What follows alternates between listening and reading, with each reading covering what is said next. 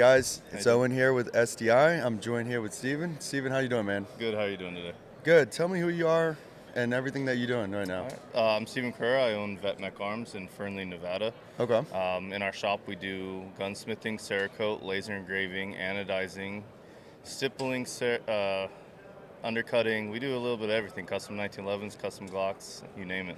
Yeah, okay, cool. And so we're going to just go from the top because I really want to know how you found out about SDI and what your decision was to enroll SDI. Okay, so when I was active duty, I actually was just looking at a bunch of different gunsmithing colleges. Yeah. It was kind of as a joke. We were in the barracks and we were playing Call of Duty, and I unlocked a pattern, and I was like, oh, I wonder how hard it would be.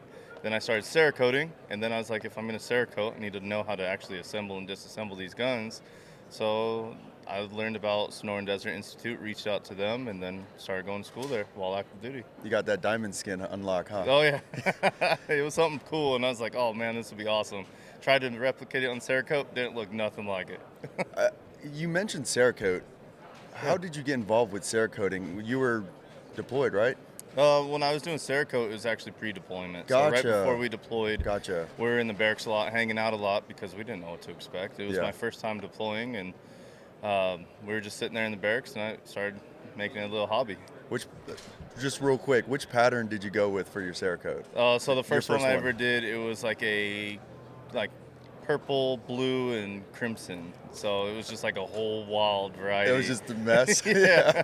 But I didn't know at the time that you have to take the stencils off before hard baking it, so that it just turned into a mess. It was Yeah, of ugly course. my first time. Of course.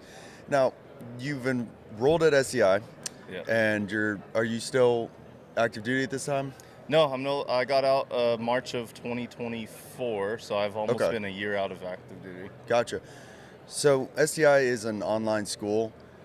While you were in the barracks or messing around, was that a consideration for actually enrolling at SDI? Yeah, because at the time when I started SDI, I was only taking one class at a time. And since I was super busy and I didn't have a lot of free time, gotcha. I got to do one class at a time, and it actually was super helpful. Even when I was going down range, I Yeah. was able to pause my class. So before and after, when I was in Kuwait, I finished out a class. I reached out to my student success advisor, asked her to pause my time while I'm going into Iraq and Syria. And then when I came home, I got to start the program again. Tell me what the process was like for SDI helping you while you were in Kuwait and taking your classes. Okay, so all I did is I reached out to my student success advisor, and I told her, I was like, hey, I'm going to be in country. I don't know how the internet's going to be and everything. So she said, all right, well, once you finish out this class, if you deploy or leave to the Middle East before your class is done, we'll just try to do a pause program. And I was luckily able to finish out the class while in Kuwait, and they just paused it, and I didn't have to do anything about restarting, nothing. They just let me drop right back into classes like I never left. Gotcha. So there was really no issues with your being in class while gone and then coming back on full time then? Not at all, and it was actually super helpful. Yeah. Like I said, that student success advisor, that you get one attached to you from the start, and Yeah. they were super helpful the whole time. Yeah, and tell me about your time management while you're doing all this, because you're in another country, you're still trying to do your job, but you still are enrolled in school. Yeah. Tell me about your time management. Honestly, since I was in country and it was kind of a lot of loss of time, Yeah. I just knew that my big dates, Wednesdays and Sundays. Wednesdays, make sure I get Yeah. my participation, and Sunday, make sure that I have my whole week's assignments completed. So that's what I knew. Yeah. If I had more time one week, I would make sure to finish everything before that Wednesday or Sunday. Or if I didn't, I'd make sure that Wednesday or Sunday. And it was kind of hard because it was a 9-hour time difference. That's what I was just about to say. There's a weird time difference there. It was about a 9-hour time zone difference. So Yeah. it was either like early in the mornings is the submission time, or super late at night. So I just had to make sure. Actually, on my phone, I had the time of where it was for school, Smart. and then the time Yeah. where it was for where I was. Setting alarms and stuff like, Yeah. hey, this is actually what time it is. Yeah, like, hey, you better turn this in or you don't get participation. So after you graduated, we're going to move ahead a little bit. What are you doing now? Now I own my gun store in Northern Nevada. Okay. We actually are the warranty facility for Legacy Sports International. Okay. So Halwa, Citadel, Pointer, Tracker, Boss, Taipan, Hatson, Hardy, Lithgow, all over the United States all come to my store. So I have hundreds of firearms that I work on, and I actually have 3 apprentices as well. Really? Yeah. Tell me more about Vet Mech Arms, though. As far as like what As far as your business, the origin, and Okay, so well, like Vet Mech Arms, it stands for veteran mechanic. So Yeah. I was a mechanic in the Army. So I just it started as a YouTube channel, Vetmech 775, and I used to do, since I was a mechanic, I used to do like tool reviews and stuff like that. Yeah. And then it kind of turned into, if I work on a firearm for Legacy Sports or anybody, I make a video and submit it on the YouTube. And then I was also a diesel mechanic. So my wife told me like, hey, you got to choose one. So then I opened up my brick and mortar.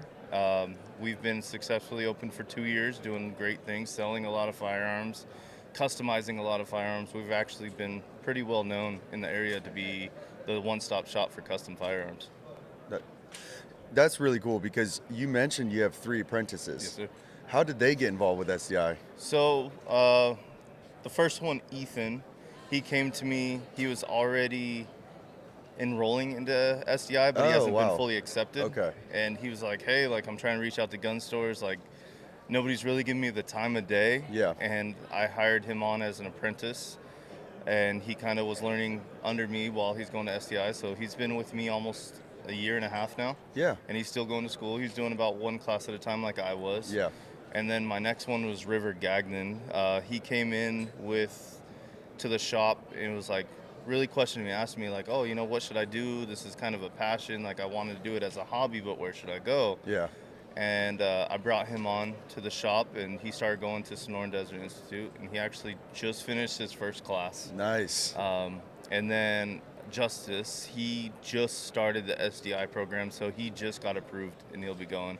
And he's been working for me for about 3 months. So, but with all the guys in there, one of my prereqs is I will check their grades.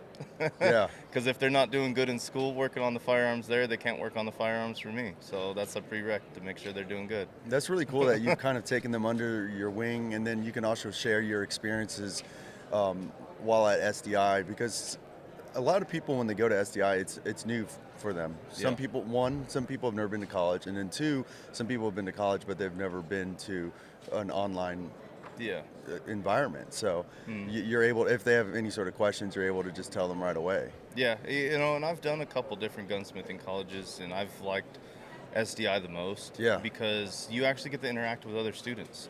As far as like the other classes or the other colleges I've gone to, they just kind of drop everything on you, like figure it out.